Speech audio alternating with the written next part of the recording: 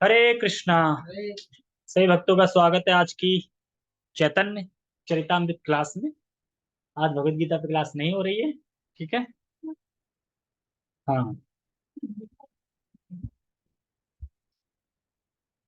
तो कोई कोई दिक्कत नहीं बस। अनम्यूट अनम्यूट कर लो शिवदयाल प्रभु, अनम्यूट कर लो हैं। हाँ सॉरी। म्यूट कर लो। ठीक है, हम मंगलाचरण करते हैं।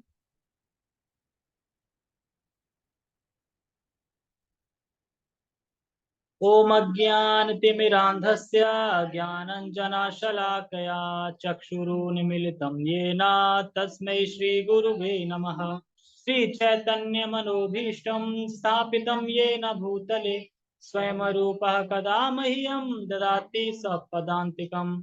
वन्देऽहं श्रीगुरो श्रीयुतापदकमलं श्रीगुरून् वैष्णवांश्च श्रीरूपं साग्रजातं सहगण रघुनाथान्वितं तं सजीवं साधुवेतं सावधूतं परिजन सहितं कृष्ण चैतन्य देवं श्रीराधा कृष्ण पादान सहगण ललिता श्री विशाखाद्विषांच। हे कृष्ण करुणा सिंधु दीन बंधु जगतपते गोपेश गोपिका कांता राधा कांता नमस्ते। तप्त कांचन गौरांगी राधे वृंदावनेश्वरी शिशुभानुसुते देवी प्रणमामि हरिप्रिये। वाञ्छाकल्पतरुभ्यश्च कृपा सिन्धुभ्य च पतितानां पावनेभ्यो वैष्णवेभ्यो नमो नमः। जय श्री कृष्ण चैतन्य प्रभु नित्यानंद श्री अद्वैत गदाधर श्रीवासादि गौर भक्त वृंद। हरे कृष्णा कृष्णा कृष्णा हरे हरे हरे राम राम राम हरे हरे। रामाय रामभद्राय रामचंद्राय वेदसे रघुनाथाय नाथाय सीताय पते नमः। नमः ओं विष्णुपादाय कृष्णपृष्ठाय भूतले श्रीमते भक्तिवेदांता स्वामिनि इति नामिने। नमस्ते सारस्वते देवे गौरवाणी प्रचारिणे निर्विशेषा शून्यवादी पश्चात देश धारिणे। तो कृपया सभी लोग चुप रहें। और मैं ये बोलना चाह रहा था शिवदयाल प्रभु, गीता पे आज चर्चा नहीं हो रही है क्योंकि मैं अपने नोट्स बुक ऑफिस से छोड़ के आ गया। कर सकता हूँ मैं फिर भी उस पे, लेकिन मैं इसलिए नहीं कर रहा हूँ क्योंकि वो श्लोक बहुत अच्छे हैं, 3 श्लोक। तो मैं चाह रहा हूँ कि मैं देख के थोड़ा सही से समझा के बताऊँ, इसलिए। बाकी मैं टेलीग्राम पे डाल देता हूँ चेतन चेतन की फाइल। तो सावित्री तो उन्हें बोल दो यहीं बैठ जाए इसी पे। मैं कहाँ पे था, हाँ। तो मैं पेज नंबर बता दूंगा, आप उसे अपने अलग से फोन में खोल के तो आसानी होगी ना समझने में कि पढ़ोगे भी करोगे नहीं, ऐसे पता नहीं चलेगा हम देख रहे हैं क्या पढ़ा जा रहा है क्या नहीं पढ़ा जा रहा है। तो 1 सेकंड देना मुझे।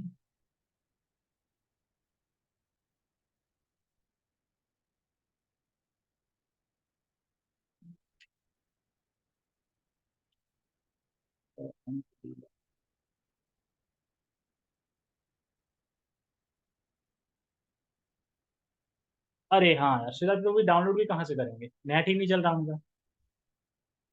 चलो फिर कोई नहीं, फिर ठीक है, फिर ऐसे ही सुनो फिर।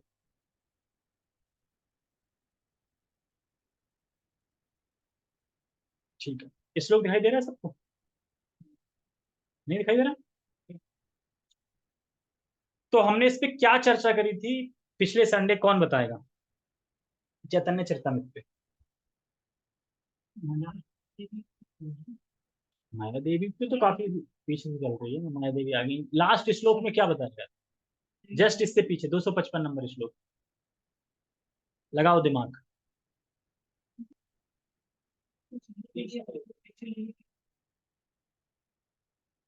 दीक्षा तो अब लेंगे, दीक्षा तो मिलता है ना कि दीक्षा होगी उनका।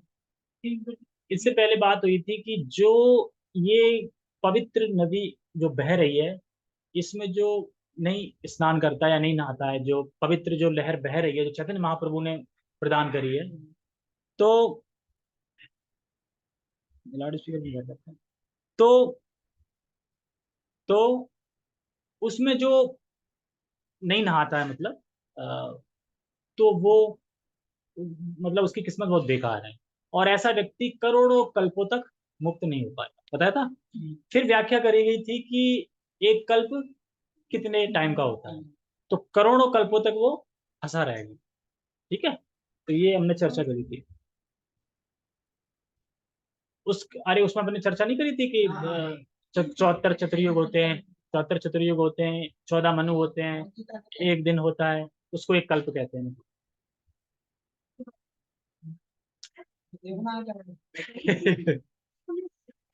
256 भगवत गीता इसलिए नहीं, मैं नोट्स बुक अपनी ऑफिस भूल गया। हाँ, गलती से ही भूल गया। कल इसलिए पढ़ा था ना, विस्मृति कौन देता है, स्मृति कौन देता है, तो वो स्मृति दे दी। मैं पता नहीं कैसे रखना भूले, घर आके याद आया, अगर रास्ते में भी कहीं याद आया तो मैं जा सकता था कि चलो कोई नहीं, जरूरी है। लेकिन अब फिर मैंने फोन भी किया इनको, शायद ये ऑफिस से आ रहे हो तो इनसे बोलूँ कि लेते हुए आ जाए, लेकिन वो रह ही गया। ठीक है, सिद्धार्थ प्रभु आवाज ठीक आ रही है? ठीक, हम शुरू करते हैं फिर। अगर श्लोक दिख जाए सिद्धार्थ प्रभु को तो अच्छा हो जाए। एक सेकेंड।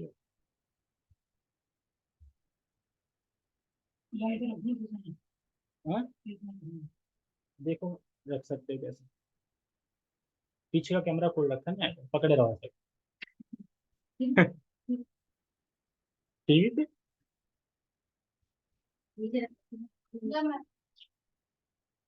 ठीक है।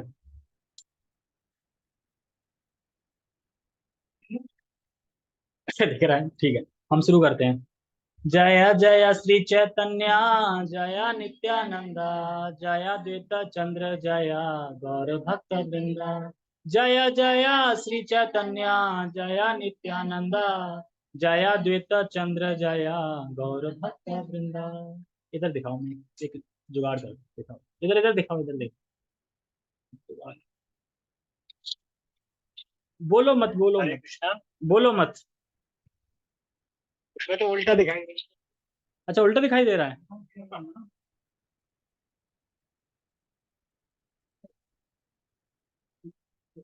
अब कैसे दिख रहा है? साफ नहीं नजर आ रहा। चलो रहने दो फिर ऐसे, इसको रखो। अरे मैंने तो कोई चलो रहने दो। अब हरियाणा का नेट पता नहीं कब चालू होगा, वैसे आ सकते हो साइकिल से, दोनों जने आ जाए करो। अब एक बात बता, अगर शुभदास शुभकृष्ण दास प्रभु इतने पास होते तो क्या हम उनकी क्लास तब भी उसी पे सुनते? जाके सुनते, अगर कोई 1-2 किलोमीटर के आसपास रह रहा है तो आ जाया करो, चले जाया करो, तुरंत चले जाया करो, करेक्ट 8 बजे आओ, और करेक्ट जैसे ही हरे कृष्णा बोला जाए वैसे ही निकल जाओ प्रसाद लेके, तुरंत। आने जाने में ज्यादा नहीं है, 5-10 7-8 मिनट लगती होंगी यहाँ तक, और फिर जाने में। तो ऐसा कर सकते हैं, अगर जा, क्योंकि अगर एक दिन की बात हो तो चलो ठीक है, अगर नेट ही बंद है 10-15 दिन तक तो क्या करोगे? ठीक है, तो हम पढ़ते हैं। पूर्वयामि राम नाम प- पठाई शिव, पठाची, इसको क्या बोलूं? हाँ, पूर्वयामि राम नाम पाइछि शिव हेते, तोमार संगे लोभ हैले, कृष्ण नाम लेते। लाइट कम करते हैं। पहले मुझे शिव जी से भगवान राम का पवित्र नाम प्राप्त हुआ, किंतु अब आपकी संगति के फल स्वरूप में भगवान कृष्ण का पवित्र नाम का जप करने के लिए अत्यधिक उत्सुक। अब एक चीज यहाँ पे समझो कि राम नाम ऑलरेडी मिल रखा है किसको? पार्वती जी को। यानी पार्वती जी का मतलब है ना, दुर्गा दुर्गा देवी जी को।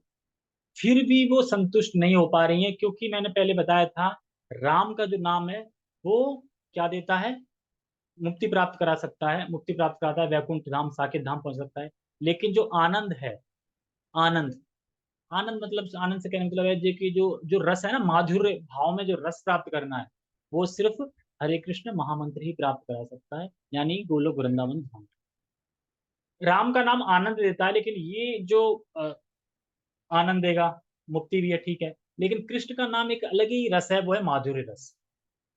तो माधुर्य रस समझने के लिए हमें हरे कृष्णा करना ही पड़ेगा। जैसे मैं आज हरिदास ठाकुर जी की एक वो देख रहा था, क्योंकि उन्हीं का पढ़ रहा हूँ, और आज देख ही रहा था, पता नहीं।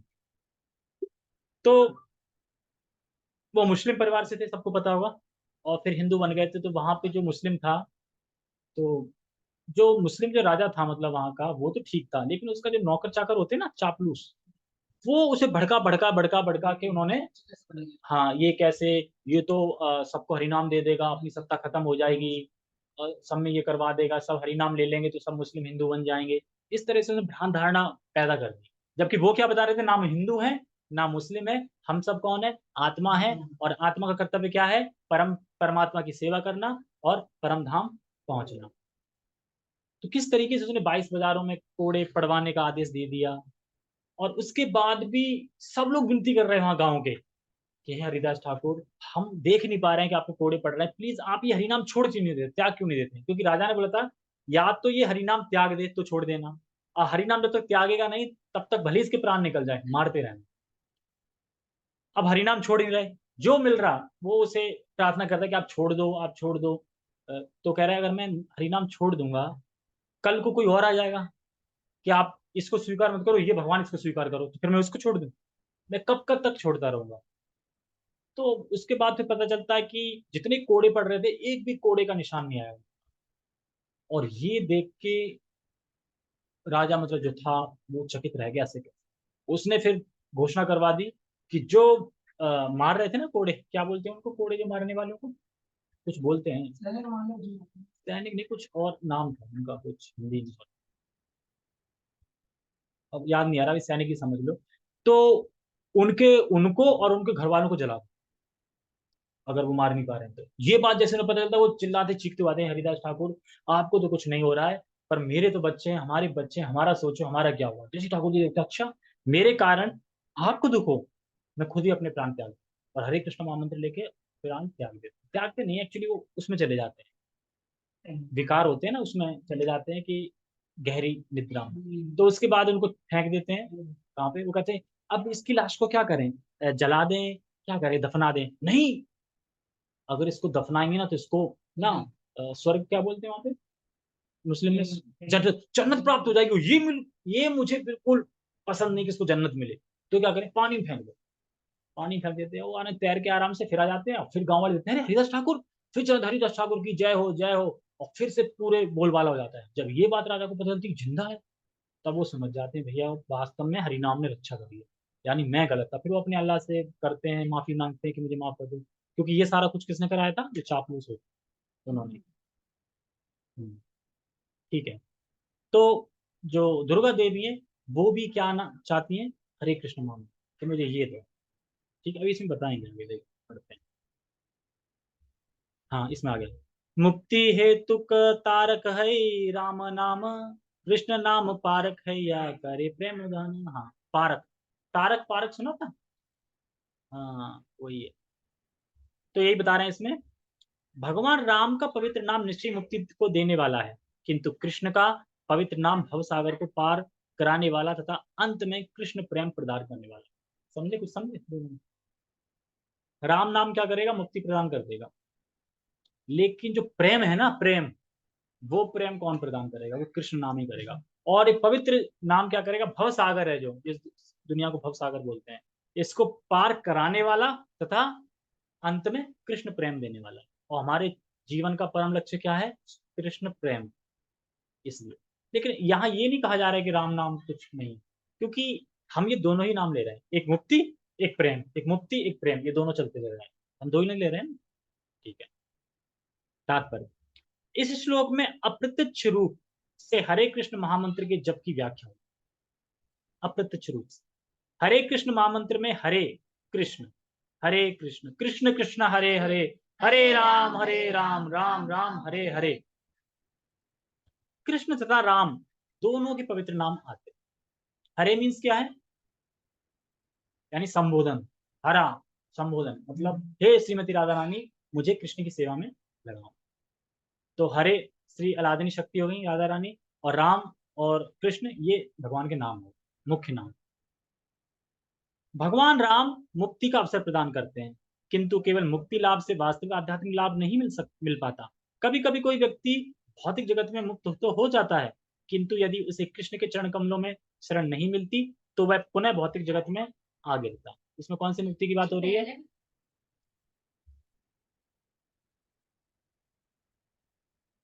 वो राम का मतलब,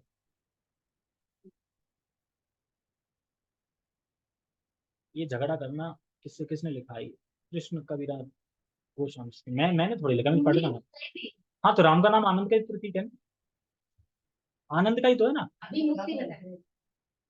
अरे, राम नाम का अर्थ बता रहा हूँ, ये बता रहे हैं कि जब राम नाम लेंगे तो मुक्ति प्राप्त होती है, ये वो बात होती है वो अलग है। वो राम शब्द का मतलब, जैसे कि मैं बोलूँ कृष्ण, कृष्ण के नाम का मतलब क्या है? कृष्ण नाम का मतलब है कि अपनी तरफ आकर्षण कर लेते हैं कृष्ण, ये। ऐसे राम नाम का मतलब है आनंद देने, इस तरीके वो नाम के शब्द के आधार, जैसे कि यहाँ पे अगर हम बोले आम आम आम, तो क्या होगा? आम आएगा? आम की प्यास बुझ जाएगी? नहीं। लेकिन हम कृष्णा कृष्णा करेंगे तो प्यास बुझ जाएगी। तो यही फर्क होता है स्पिरिचुअल नेम में और भौतिक नेम में। ठीक है, तो यहाँ पे कौन सी मुक्ति की बात हो रही है? देखो, 5 प्रकार की मुक्ति होती है, कौन कौन बताएगा क्या है 5 प्रकार की मुक्ति? हाँ, सायुज मुक्ति। एक ही एक बतानी है सबको। दूसरी सारूप्यांश, और ठीक है, और नहीं पता, और 5 प्रकार की मुक्ति नहीं पता, कुछ नहीं पता। हाँ, अजय शंकर, पता है कुछ? ठीक है, 1 2 3, 3 लोगों का आम कैंसिल है, ठीक है, आम का जूस। ठीक है, तो सायुज मतलब मिल जाना, सारूप मतलब भगवान जैसा रूप प्राप्त करना, सालोक्य भगवान का लोक प्राप्त करना, और सायुज सालोक्य सारूप्य साष्टी भगवान जैसा ऐश्वर्य प्राप्त करना, और एक है सारूप हो गया, साष्टी हो गया, सायुज हो गया, एक कौन सा है एक मिस हो रहा है? भगवान जैसा ऐश्वर्य प्राप्त, हाँ सामीप, भगवान के समीप रहना, सामीप। क्या? ठीक है, तो 5 प्रकार की मुक्ति है, जिसमें भक्त तो वैसे कोई मुक्ति नहीं चाहते, लेकिन भक्त जो सायुज है ना, जो मिलने वाली, वो तो बताते हैं शास्त्र में, वो तो नरक के समान है। क्यों? क्यों? वहां पे सेवा नहीं है कोई, वहां पे तुम्हें कोई शरीर नहीं दिया जाए, कुछ नहीं देगा, आत्मा की तरह लटके रहो आत्मा में, कैसा लगेगा? शरीर भी नहीं, कोई शरीर मिलेगा तो यानी आदम प्रदान करो, कुछ बोलोगे, अब बोलोगे नहीं तो शरीर क्यों मिलेगा? तो वहां पे आत्मा की तरह लटके रहो, और लटके बोर हो जाओ नीचे गिरो, इसलिए।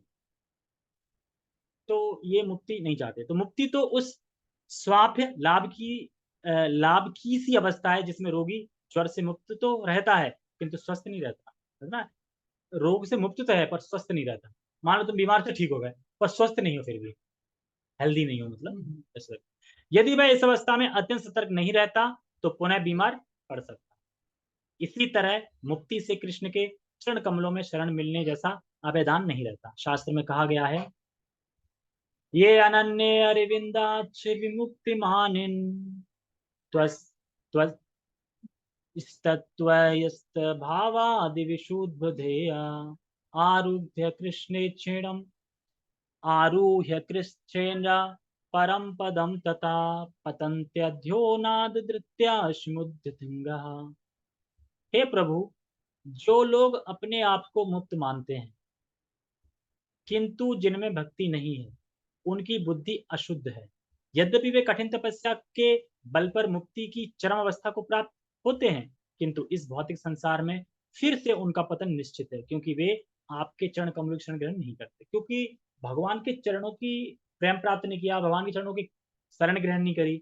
मुक्ति में इसलिए ना रहता है कि गिर सकते हैं, इसीलिए ये कोट करके बता रहा है, ऐसा नहीं कि ऐसे प्रभुपाद जी बोल रहे हैं, इस शास्त्र से भी कोट करके बता रहे हैं। किसमें? श्रीमद् भागवतम 10:2-32। युष्म दंग्या कृष्ण के चरण कमलों का सूचक है। यदि मनुष्य कृष्ण के चरण कमलों की शरण ग्रहण नहीं करता तो वह मुक्ति प्राप्त करके भी नीचे गिर जाता है,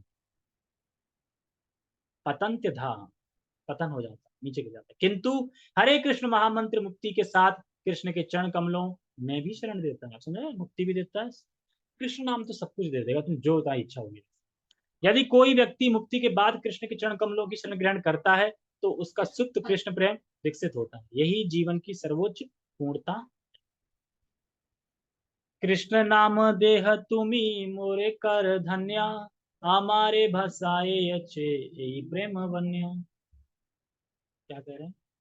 कृपा करके मुझे कृष्ण नाम दीजिए और मुझे भाग्यशालिनी बनाइए। क्या बोल रही है दुर्गा देवी? मतलब दुर्गा देवी अधिष्ठाता है इस जगत की, मतलब इस दुर्ग की, इस संसार की, फिर भी क्या कह रही है, मैं भाग्यशालिनी नहीं हूँ, मुझे ये मंत्र दे के मुझे भाग्यशालिनी बनाओ। कहते ना यार मैं तो भाग्य खराब है, मेरी किस्मत खराब है, यानी दुर्गा देवी कह रही मेरी किस्मत खराब है। यानी इससे हम समझ सकते हैं कि इस जगत में कितने भी कंट्रोलर बन जाओ, फिर भी संतुष्ट नहीं रहोगे, खुश नहीं रहोगे, जैसे बता रहे हैं। जिससे मैं श्री चैतन्य महाप्रभु द्वारा प्रवर्तित भगवत प्रेम रूपी बाढ़ में बह सकूं। प्रेम रूपी बाढ़ जो बता रहे थे ना, जो नहीं बहता है, तो मैं बह सकूं। एते बलि वंदिला हरि दासेर चरण, हरिदास कहे कर कृष्ण संकीर्तन। अब ये बैल के बोल के वंदना करके और हरिदास के चरणों में प्रणाम किया, दंडवत किया। फिर हरिदास ने कहा, कहे ऐसा करो, तुम कृष्ण संकीर्तन करो, कृष्ण नाम लो, कीर्तन करो। इस तरह कहकर माया ने हरिदास ठाकुर के चरण कमलों की पूजा की और उन्होंने तुम कृष्ण महामंत्र का जप करो, यह कहकर उसे दीक्षा दी। कैसे दीक्षा दी? ये लो माला और हरे कृष्ण का मंत्र करो, ये होगी दीक्षा। इस तरह जैसे कि मैं आज देख रहा था, मैं पता नहीं कि शास्त्र में है कि नहीं, कि हरिदास ठाकुर जी जब गांव गांव घूम रहे थे तो हरे कृष्णा महामंत्र करते रहे। तो एक जगह क्या हुआ, तो एक वहां पे कोई शूद्र था, तो शूद्र के कुछ लड़का हुआ था, तो वो लड्डू बांट रहा था और मिठाई बांट रहा था, सबको दे रहा था। अचानक वो उसको भी देने लगा जो ब्राह्मण था वहां का। कैसे ब्राह्मण देता है, चोर तूने मुझे छू दिया, और तुरंत उसे अलग कर देता है। कहते तूने ब्राह्मण को अपवित्र कर दिया, मुझे नहाना पड़ेगा, तुम शूद्र हो, ये हो, तुम नीच जात के हो, तुम्हारी हिम्मत कैसे हुई, और तुम मुझे लड्डू खिला के अपने संग बनाना चाहते हो। और आमने सामने कौन खड़े थे? छत्री खड़े थे। कैसा ये राज्य है, मतलब कैसा है ये? मतलब यहाँ पे देखो एक शूद्र क्या कर रहा है और तुम क्षत्रिय होके देख रहे हो, ये तो घोर अपराध है, ये है ऐसा, मतलब भड़का देता है कि वो छत्री सब मारने लगते हैं। इतनी हरिदास ठाकुर है। फिर वो बीच बचाव करते हैं, बोलते हैं कि आप किसको मार रहे हैं, तुम कौन हो, तुम कौन हो, तुम कौन हो, तुम कौन हो, हम सब एक ही हैं, हम सब भगवान के दास हैं सर। ये समझाते हैं, उस ब्राह्मण को भी समझाते हैं, और ब्राह्मण वहां से चक्कर हो जाता है क्योंकि वो डुप्लीकेट था। फिर कहते हैं अच्छा हरिदास ठाकुर आपने हमारी आंखें खोल दी, अब हम क्या करें, हमसे अपराध हो गया। कह रहे हैं कैसे अपराध को ठीक करें, तो कह रहे हैं आपने जिस हाथों से मारा है उसी हाथों से सेवा करो। तुरंत सारे छत्री क्या करते हैं, खाट लाते हैं, पीटने वाले को फिर उसको लिटाते हैं, उसको मालिश करने लगते हैं। यानी इससे हमें ये समझना चाहिए कि जिसके प्रति हम अपराध करते हैं उसी की सेवा करनी चाहिए, तो ही हमारा अपराध खत्म होगा। ऐसा नहीं है कि अपराध कर दिया और भगवान से जाके भगवान की सेवा करने लगे, उससे नहीं। जिसके प्रति अपराध किया है उसी की सेवा करनी पड़ेगी। जैसे कि इंद्र महाराज की कथा आती है ना, जब वृतासुर को नहीं मार पा रहे थे देवता, सारे उनके शस्त्र पे खा गया था, तो उनका मतलब संबंध खराब था दधीचि ऋषि से, और जो दो अश्विनी कुमार थे उनसे। तो एक तो बोला कि हड्डी किसकी लानी है, दधीचि ऋषि की लानी है। तो यानी अब अहंकार खत्म होगा कि नहीं होगा, मतलब। और अश्विनी कुमार से भी बात खराब थी, तो कह रहे मुझे तो देगा नहीं, कैसे देगा, तो ऐसा करो उनके दो शिष्य हैं अश्विनी कुमार, तो उन अश्विनी कुमार को आगे करके ले जाओ, वो आपके बिहार पे मांगेंगे ना, आप हड्डी दे तो दे देंगे। अब किसके पास जाना पड़ेगा? अश्विनी कुमार। तो भगवान ऐसा सेट करा देते हैं कि जिसके प्रति तुम ज्यादा वो कर रखा है ना, उसी से करवाएंगे कि अब तुम बनोगे नहीं। मान लो तुम्हारा संबंध किसी खराब है, तुम किसी से बड़ा तू तड़ाक बोल के आए, बड़ा बुरा किया तुमने उसका, अब पता चले उसी के पास जाना, ये मांगना है, हड्डी मांगनी है उसकी, तो कैसा लगेगा, जा पाओगे? अहंकार नीचे होगा, जाओगे किस मुंह से, ये सोच। मैंने बताया था, सुना दिया था ना ये, कि वो इंद्र आया था, फिर वो उसका सर लगा दिया था, तो उसी तरीके से सिर काट के, सिर के ऊपर ही तो अपराध किया था दधीचि ऋषि। देखो हुआ क्या था, अश्विनी कुमार जो थे, तो जब ये प्रार्थना करते हैं विष्णु से कि रक्षिमा रक्षु, मतलब रक्षा करो मेरी रक्षा करो, तो प्रकट हो जाते हैं। तो कहते देखो मैं सिर्फ उपाय बताऊंगा, करना तुम्हें ही पड़ेगा। वृतासुर तो ऐसे नहीं मरेगा, वो एक स्पेशल एक अस्त्र है उसी से मरेगा, और वो बनेगा दधीचि ऋषि उनकी हड्डियों से, और विश्वकर्मा बताएंगे, बताई थी ना ये, हाँ। तो तुम जाओ फिर। तो अब इंद्र जैसे सुनते दधीचि ऋषि, तो इंद्र को अपना वो दिन याद आ जाता है पुराना। कौन सा पुराना? कि एक बार क्या है कि देवताओं में सभा में थे, सब एंजॉय कर रहे थे, तो वहां पे अश्विनी कुमार आ जाते हैं। तो अश्विनी कुमार क्या है, अश्विनी कुमार देवता की कोटि में नहीं आते, क्योंकि जो जो ब्रह्म विद्या होती है वो उन्होंने नहीं सीखी थी, नहीं आती थी। वो कहा क्या सीख रहे थे, फिजिशियन थे, फिजिशियन मतलब डॉक्टर थे दोनों, अश्विनी कुमार दोनों डॉक्टर माने जाते हैं। तो अब उनको ले ही नहीं रहे देवता की कोटि में, भगा दिया, ना कोई आसन उनके लिए ना कुछ, कर तुम लगता है ऐसे ही हो, जा भिखमंगे हो जाओ, ऐसा कोई जगह नहीं। इंद्र भगा देता है। तो वो दोनों सोचते हैं कि हम ब्रह्म विद्या अगर सीख लेंगे ना तो हम देवता की कोटि में आ जाएंगे, क्योंकि देवता की कोटि में आने के ब्रह्म विद्या सीखनी हो। तो वो कोई कोई सिखाता है वहाँ पे, जो ऋषि मुनि जो होते हैं। तो वहां पे वो सीखने जाते उससे पहले उसने जो जो सिखाने वाले थे सब पे लेटर भेज दिया इंद्र ने कि कोई अश्विनी कुमार को नहीं सिखाएगा। तो क्या करे, तो वो फिर अपना ध्यान लगाते हैं, सोचते हैं कि एक पृथ्वी पे हैं दधीचि ऋषि, भले ही वो शुद्ध भक्त नहीं है, कर्म कांड में है थोड़ा, लेकिन वो ब्रह्म विद्या सिखा सकते हैं और सर्टिफिकेट दे देंगे, फिर ये देवता की कोटि में आ जाएंगे, फिर इंद्र कुछ नहीं कर पाए। तो अब ये पहुंच गए दोनों गिड़गिड़ाते, दधीचि कृपया करो मुझे सिखाओ, हमें सिखाओ। तो जैसे दधीचि मान जाते हैं कि ठीक है, तो फलाना फलाना कल से आप आना, कल से आपकी क्लास शुरू है, 6 महीने क्लास चलेगी, जब भी चलेगी सर्टिफिकेट दे दूंगा। ये बात पता चल गई इंद्र को। इंद्र आया ऊपर से दधीचि ऋषि पास, तुमने अगर उन अश्विनी कुमारों को अगर ब्रह्म विद्या सिखाई तो मैं तुम्हारा गला धर से अलग कर दूंगा, ध्यान रखना ये, और चला जाता है।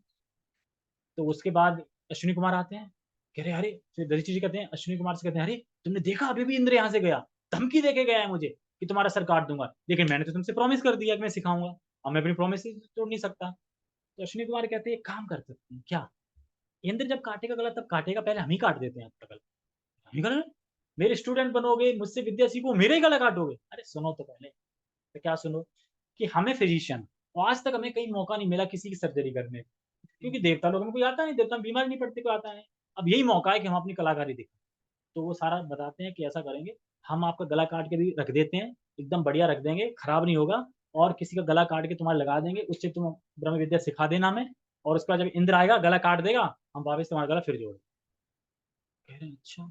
तो रही चीजें, क्योंकि अब वो ऋषि थे, उन्होंने प्रॉमिस कर दिया था सिखाऊंगा, तो मान गए, यही तो देखो, मान गए। तो उसके बाद फिर वो क्या करते हैं, जाते हैं तो एक घोड़ा सोया होता है, तो घोड़े का सर काटते हैं अश्विनी कुमार, और घोड़े का सर इनके में लगा देते, इनका सर काट के फ्रिज में रख देते हैं, साइड में रख देते हैं, खराब ना हो। उसके बाद ये आराम से सीख लेते हैं और सीख के सर्टिफिकेट दे देते हैं। और उसके बाद जैसे ही अर्जुन, उसको पता चल जाता है सिखा दिया उन्होंने, मतलब सिखा रहे हैं, वो जाता है गुस्से में, कुछ नहीं देखता, सीधा गर्दन काट देता है और काट के आ जाता है। उसके बाद अश्विनी कुमार छुपे थे नहीं थे, वापस आते हैं, और वो जो था वो घोड़े के घोड़े में लगा देते हैं, घोड़े को जिंदा हो गया, और इनका सेट कर देते हैं, क्योंकि विद्यार्थी थे, फिजिशियन थे वो। तो इस प्रकार से इंद्र को बाद में पता चलता है, अरे ये तो क्या हुआ, ब्रह्म विद्या भी सीख गए और दधीचि भी खुश हो गए, और वो भी बच गए, सब हो गया। अब तो अब ये वो सोच रहे थे अब कैसे जाऊं उसके पास, तो ये बात थी, इसलिए वो घबरा रहे थे। अब बताओ कैसा संबंध होगा दधीचि के साथ इंद्र का, और अश्विनी कुमार के साथ कैसा होगा, और इन दोनों से ही हेल्प मांगो। तो भगवान क्या कराते हैं, ये मैं क्यों बता रहा था, है? कहाँ पे बात आई? इस तरह कहकर माया ऋषि ठाकुर की चरणकमलों की पूजा की, और उन्होंने तुम कृष्ण महामंत्र का जप करो ये कहकर उसे बेच दिया। हाँ हाँ, अच्छा हाँ, इसीलिए सुनो, ठीक है, समझ आ गया, तात्पर्य पढ़ते हैं। अब माया भी हरिदास ठाकुर की कृपा की इच्छुक थी, अतः हरिदास ठाकुर ने यह कहकर उसे दीक्षा दी कि हरे कृष्ण महामंत्र का जप करो। तो अब समझ में आ गया कि माया देवी, दुर्गा देवी भी इस्कॉन डिवोटी हमारे ही संप्रदाय की, ठीक है, हरिदास ठाकुर द्वारा दीक्षित। उपदेश पाया माया चलिला है प्रीत, यही सब कथा ते कारो न जन्मे प्रतीत। इस तरह हरिदास ठाकुर से उपदेश पाकर माया अत्यंत प्रसन्न होकर चली गई। दुर्भाग्यवश कुछ लोगों को इन कथाओं में श्रद्धा नहीं होती। क्या बता रहे हैं ये, ऐसा माया देवी आई थी ऊपर से, है? कुछ लोग होते हैं ना जो कि श्रद्धा नहीं करते, लिख भी रहे हैं इसमें, होते हैं ना बहुत सारे कथाओं में श्रद्धा नहीं करते, सब तो ऐसे ही। प्रतीत करित कही कारण इहारा, याहार श्रवणे हई विश्वास सवार। अब सिर्फ पढ़ना है क्योंकि कथा समाप्त हो चुकी है, अब खाली लास्ट में जो बताएंगे वो रहे। इसलिए मैं उन कारणों को बतलाऊंगा कि लोगों को क्यों श्रद्धा करनी चाहिए, जो भी इसे सुनेगा वह श्रद्धालु बन जाए। मतलब बता रहे हैं कि क्यों श्रद्धा करनी चाहिए, वो कारण बताएंगे। चैतन्य अवतारे कृष्ण प्रेम लुब्ध हया, ब्रह्मा शिव सनकादि पृथ्वी ते जन्मिया। कृष्ण भावनामृत आंदोलन आरंभ करने के लिए श्री चैतन्य महाप्रभु के अवतार के समय ब्रह्मा जी, शिव जी तथा चारों कुमार ने कृष्ण प्रेम द्वारा मुग्ध होकर इस पृथ्वी पर जन्म लिया। कृष्ण नाम लैया नाचे, प्रेम व न्याय भाषे, नारद प्रहलाद आदि आसे मनुष्य प्रकाशे। महर्षि नारद, क्या चिपक गई? हरे कृष्णा, महर्षि नारद तथा प्रहलाद जैसे सारे भक्त मनुष्य के रूप में कृष्ण नाम का संकीर्तन करते, नाचते तथा भगवत प्रेम की बाढ़ में बहते वहां आए। लक्ष्मी आदि करी कृष्ण प्रेम लब्ध हैया, नाम प्रेम अस्वादेला मनुष्य जन्मया। मैं सोच रहा हूँ खत्म ही कर दूं। कृष्ण प्रेम से मुग्ध होकर देवी लक्ष्मी इत्यादि मनुष्य रूप में वहां आई और उन्होंने नाम प्रेम का आस्वादन किया। तो सारे बता रहे हैं कि ऐसा नहीं है कौन कौन आया, सब आया और सब मनुष्य के रूप में ऐसे आए थे सारे ऊपर से। अन्य का कथा आपने अन्य का कथा आपने ब्रजेंद्र नंदन, अवतारी करे न प्रेम रसास्वादन। औरों की बात जाने दें, नंद महाराज के पुत्र कृष्ण तक हरे कृष्ण कीर्तन के रूप में भगवत प्रेम का अमृत चखने के लिए स्वयं अवतरित होते हैं। माया दासी प्रेम मागे इथे की विस्मया, साधु कृपा नाम विना प्रेम न जन्मया। तो इसमें क्या आश्चर्य है, यदि कृष्ण की दासी बहिरंगा शक्ति माया भगवत प्रेम की याचना करती है, भक्ति कृपा के बिना तथा भगवान के पवित्र नाम के कीर्तन के बिना भगवत प्रेम संभव नहीं है। और कोई कहे कि इसमें अचंभे वाली क्या बात है, कृष्ण आए, लक्ष्मी आए, विष्णु शिव आए, ब्रह्मा आए, सब आ रहे हैं, तो अगर कृष्ण की दासी जो है वो आ गई तो क्या इसमें अचंभा है। इसलिए बता, चैतन्य गोसाई लीलार एत स्वभाव, त्रिभुवन नाचे गाए पाय प्रेम भाव। श्री चैतन्य महाप्रभु की लीलाओं में तीनों लोग भगवत प्रेम के संपर्क में आकर नाचते तथा कीर्तन करते हैं। यह उनकी लीलाओं का स्वभाव है। कृष्ण आदि या आरयत स्थावर जंगम में, कृष्ण प्रेम मत करे कृष्ण संकीर्तन। कृष्ण का पवित्र नाम इतना आकर्षक है कि सारे चर तथा अचर जीव एवं स्वयं भगवान कृष्ण तक जो जो इसका कीर्तन करता है वह कृष्ण प्रेम से पूरित होता है। हरे कृष्ण महामंत्र के कीर्तन का यह प्रभाव। स्वरूप गोसाई कर चाहे ये लीला लिखिल, रघुनाथ दास मुखे ये सब सुनीला। मैंने रघुनाथ दास गोस्वामी के मुख से वैसा कुछ सुना है जो स्वरूप दामोदर गोस्वामी ने श्री चैतन्य महाप्रभु की लीलाओं के बारे में अपनी टिप्पणियों में अंकित किया है। से ही सब लीला कही संक्षेप करे, या चैतन्य कृपाते लिखे क्षुद्र जीव हैया। मैं उन लीलाओं को संक्षिप्त वर्णन किया है, मैंने जो कुछ लिखा है वह श्री चैतन्य महाप्रभु की कृपा से लिखा है, क्योंकि मैं एक तुच्छ जीव। हरिदास ठाकुर कहिलू महिमा मार कण, यहाँ श्रवण भक्ति जोड़ाए श्रवण। मतलब कहने का यह है, मैंने हरिदास ठाकुर की महिमा के कण मात्र का वर्णन किया है, इसे सुनकर हर भक्त के कान तुष्ट हो जाते। श्री रूप रघुनाथ पदे यार आशा, चैतन्य चरितमृत कहे कृष्णदास। श्री रूप तथा श्री रघुनाथ के चरण कमलों की वंदना करते हुए, सदैव उनकी कृपा की कामना करते हुए मैं कृष्णदास उनके चरण चिन्हों पर चलते हुए श्री चैतन्य चरितमृत का वर्णन करता हूँ। इस प्रकार श्री चैतन्य चरितमृत अंत लीला के अंतर्गत श्री हरिदास ठाकुर की महिमा शीर्षक तृतीय अध्याय का भक्ति वेदांत तात्पर्य। हरे कृष्ण। जगत गुरु शिला प्रभुपाद की जय, श्री चैतन्य महाप्रभु की जय, हरिदास ठाकुर की जय, गौतम। हरे कृष्णा। सभी का बहुत बहुत धन्यवाद।